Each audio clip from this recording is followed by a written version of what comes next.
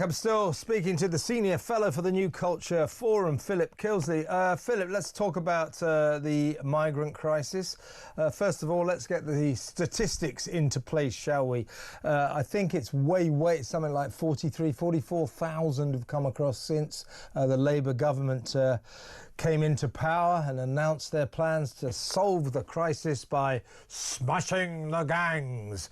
No gangs smashed so far after 11 months, almost a year, and no sign of any gangs being remotely smashed. So that's not really working. As I said in my monologue, the tally for last week alone, this is since, I believe, last Thursday, may have been last Wednesday, but basically for the last week, 2,466, 480, I think it was something 909 or something last Friday.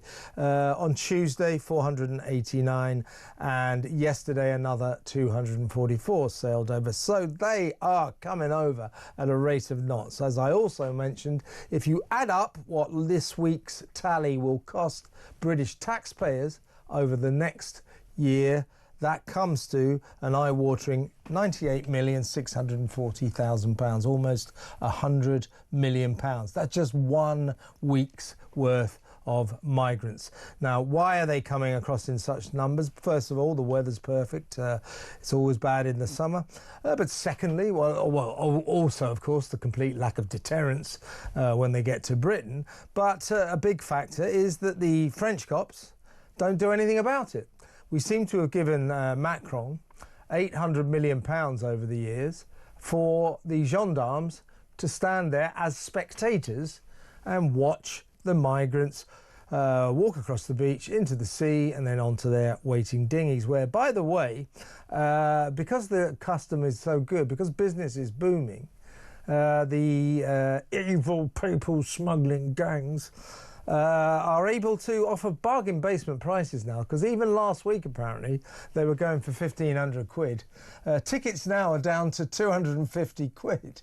So it's a cheap old ride these days. But anyway, one of the people who got across 2 days ago was an old man on crutches. They couldn't even stop him. Most of this action is going on the Gravelines beach, 15 miles east of Calais, where yesterday morning, 50 police, there he is, there's our... I mean, I shouldn't laugh. You can't help it, right? Because I'm looking at that image, and through my mind, I'm playing the kind of Benny Hill theme. But yeah, I know. Because I know that the ridiculous cops are just out of the picture, and it's hilarious, you know. Yeah, well, so what happened? This is the scene with our crutch guy. This is unfolded yesterday morning. He'd apparently previously tried to get on a boat the day before, but, you know, his disability got the best of him and he just couldn't quite make it. But yesterday morning, no problem, he managed to make it. So he got onto a boat. Hope he enjoys Britain. Anyway, so what happened yesterday? There's 50 cops, by the way, absolutely pointlessly dressed in riot gear. Yeah. Why? Some of them have got riot shields. You know, and what they're doing now is they're firing tear gas at the migrants. Even I don't want them to do that. And partly because I just think that's useless. That's just performative. You know it is. And secondly, because it's completely ineffective. The migrants just walk round the smoke. They just walk round the smoke. Then they get into the sea. We keep hearing that, oh, les gendarmes have finally agreed to enter the sea and follow the migrants, stop the boats there. Well, I'm not sure it's going to be in this footage, but what you could see yesterday morning was indeed there was a police boat. You might be able to see it. I think it might be there, beyond that dinghy. Yeah. It's just sort of circling around, monitoring. Yeah, there it is. Just monitoring, just watching. So all the French police are doing is firing a bit of tear gas, wearing stupid riot gear, and watching the migrants leave. We're getting nothing for our money. I mean, but this as well is the week that Angela Rayner said that they'd got the borders under control. Yeah, she said that yesterday, didn't she? It's just a complete and utter a barefaced lie, and you know, but so that's what we're dealing with. So the level of gaslighting is through the roof. But this is one of these things, and we're laughing at this, and maybe we shouldn't laugh at this, but it's the kind of gallows humour that you've got to. Yeah, it's black humour, but it's funny. You know, there's no doubt about it. You think about how much it's costing, you think about the social and cultural cost, then, oh God, you just cry. But it's one of those moments where I'm just looking at this, and when people see that footage and they know the context in years to come, it's one of those moments, isn't it, where people will look back and say, my God, that was a crazy time. And here's another thing. Let's talk about the Prime Minister's approach. Meanwhile, he's got to stop this. You know, Starmer doesn't seem to understand, and his acolytes, they don't seem to understand that we've really moved beyond the point where performative headline hunting will somehow, you know, put a sticking plaster over this escalating crisis. So, you know, when they first came up with the cliche, smash the gangs, you know, Rishi Sunak was stop the boats. You know, remember that on his stop the boats. He didn't stop the boats. Starmer's cliche is smash the gangs. Always 3 words, isn't it? We've gone past that. He can't keep saying we've smashed the gangs. We've given the Border Security Command another £280 million for state-of-the-art high-tech surveillance equipment. Oh, shut up. Nothing. This isn't working. Stop saying this. We need something else, something more effective. Meanwhile, those of us you know, who say, like, stop the boats, we're called racists, just like when we called for a rape gang inquiry. We were far right, we were climbing on the far right bandwagon. Let's quickly talk about this, because I've got another very important story for you to discuss in a second, Philip. But this business of the Prime Minister accusing anyone who was calling for a rape gang inquiry of climbing onto a far-right bandwagon. I still can't understand where he was coming from. He said that in January. He is trying to excuse that. So I wasn't saying it about everybody. I was just saying it about politicians. Well, okay. Well, let's just have a look at him talking, and then we'll come back. Here is Starmer on his right-wing bandwagon. You said some of the people calling it were jumping on a right-wing bandwagon. Are you going to apologise for that? Well, the people I was referring to, and I made this absolutely clear when I said it, were the politicians who had been in power and done absolutely nothing. And then as soon as they're out of power, are screaming and shouting. So Kemi Badenoch, Chris Philp, those individuals, when they were in power, did absolutely nothing. Now, I've been campaigning and working on this for 15 years, and have as many other people. Initially, we were looking at local inquiries, but I asked Louise Casey to just do an audit to assure me there wasn't more that we could do. She's done that. She's written that up. It's a pretty long report. I've read every single word of it. She's recommended a national inquiry. I accept her recommendation. Yeah, he keeps saying, every single word of it. It's like he's kind of boasting that he can read or something. He keeps saying, I've read every single word. Well done, you're supposed to read every single word. God's sake. He's trying to make a virtue out of what it should be his job. But, you know, so I wasn't referring to, I was referring to politicians.